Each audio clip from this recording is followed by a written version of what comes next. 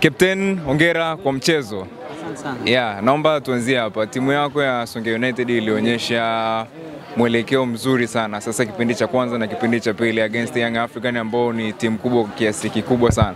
Unadhani maelekezo ya kocha ambao aliwapa kabla ya kuelekea kwenye mchezo yalifanya kazi kwa asilimia ngapi? Yeah, maelekezo tuliopewa na walimu wetu yamefanya kazi kwa kiasi kikubwa, asilimia nyingi, ndio maana tumepata haya matokeo tuliyopata. Na tusingefuata maelekezo ya mwalimu, ndio tungekuwa naongea mambo mengine sasa hizi. Yes. Yeah. Kuna namna mmeonekana kupishana na Young African kwamba kuna muda mnapanda lakini pia kuna muda naona kwa unapanda kwa kiasi kikubwa.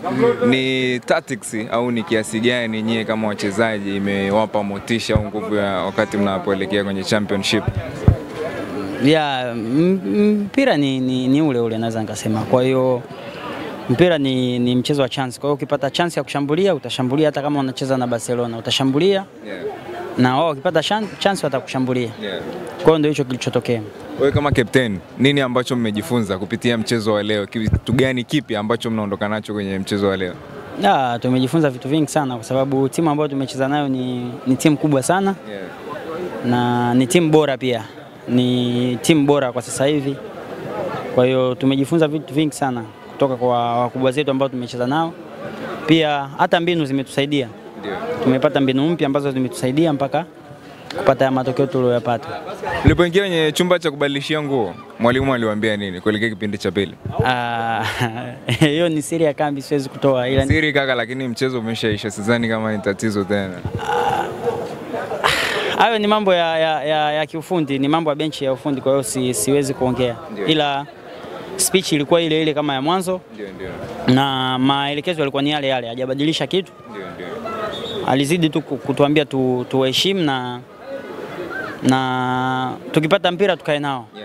Yeah, tukae nao. Kitu kikubwa ambacho hamkukitarajia kukiona kwenye mchezo wa leo na mmekiona kimekuwa kama surprise kwa wachezaji ni kitu gani?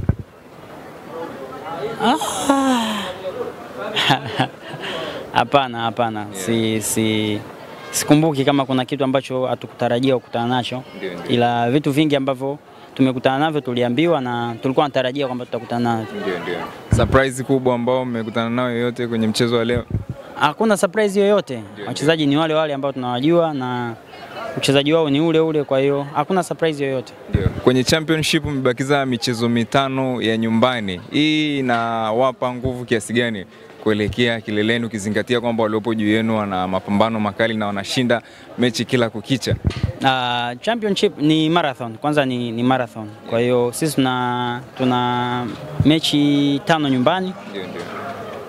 Na 1 away. Kwa hiyo sisi malengo yetu ni yale.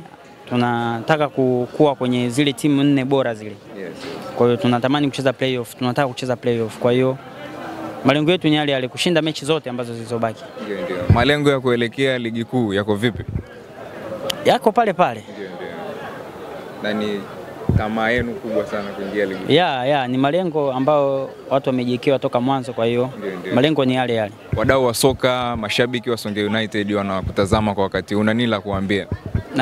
Waendelee kutusupport, hii ndio timu yao. Kwa hiyo safari bado ndefu. Wazidi kutusupport na kutuombea, mambo yatakuwa mazuri inshallah mbeleni. Kila laheri. Asante sana.